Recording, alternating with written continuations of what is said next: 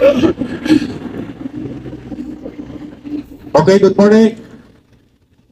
Our topic today is about outwork safety.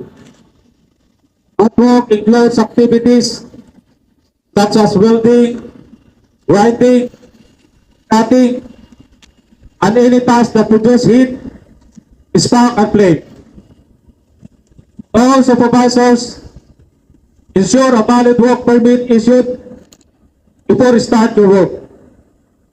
Inform your workers to inspect your working area and remove all the combustible and flammable materials. Verify your fire extinguishers if available and accessible. Use the required PPE like the flame-resistant clothing, welding helmet, apron,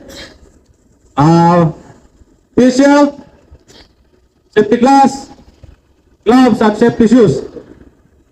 Make sure you are also using good ventilation and assign fire watcher in your working area. And last, double check your working area after your activities.